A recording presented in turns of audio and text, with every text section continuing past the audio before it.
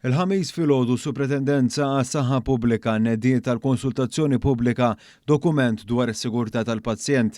Dan se ikun qed jixpruna l-ewwel Strateġija Nazzjonali dwar is-sigurtà tal-pazjent 2025-2035 bis-sapport ta' entitajiet li jagħmlu parti mill-Organizzazzjoni Dinjija tas-Saħħa il-WHO. Din l-istrateġija se jkollha sitt tanijiet ewlenin il-koll intiżi biex inaqsu komplikazzjonijiet mediċi li jistgħu jiġu evitati.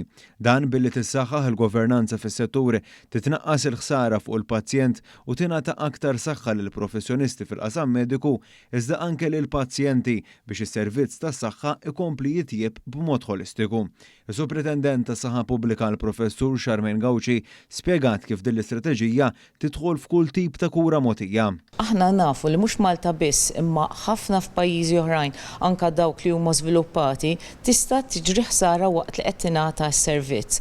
Allura din hija l-istrateġija biex aħna nħarsu fejn jista' jiġri xi ħaġa li aħna nkun nistgħu nassiguraw lill-pazjenti li aħna qegħdin naħdmu biex nagħtu l-aqwa servizz u anke li l-viżjoni hija li ma jsir l-ebda ħsara waqt li qed tagħti da servizz. Dan qiegħed isir ukoll permezz ta' fondi Ewropej li pajjiżna għandu aċċess għalihom biex ikompli jħarreġ lill-professjonisti tas-saħħa u bekk jonqos kemm jista' jkun ir-riskju li ssir ħsara waqt li tingħata l-kura.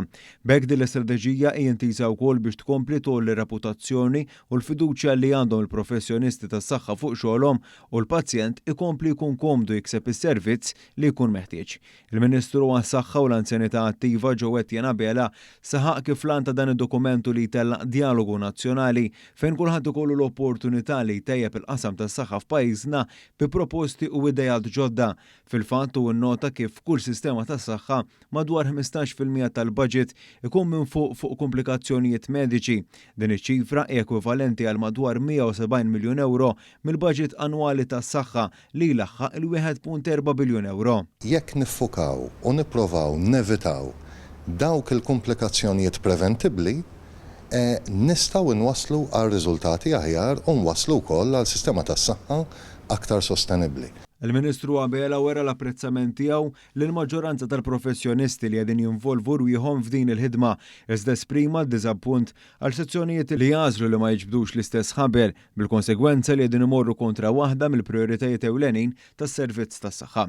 Fit-tnedija ta' dan id-dokument kellem ukoll l-ekonomista Jonathan Spiteri li spjega kif din l-istrateġija qed timxi id fit mal-Viżjoni Malta 2050. U għannota l-impatt ekonomiku li għandu l-qasam mediku għal kif it-tieni pilastru din il-viżjoni jara li servizzi mhux biss iżda b'mod partikolari tas-saħħa se jżommu lil pazjent fil-qafas tiegħu b'aktar investimenti fit-teknoloġija, sistemi aktar speċjalizzanti tas-saħħa, binjiet ġodda fejn hemm bżonn u aktar nies imħarġin biex jassistu lil pazjenti.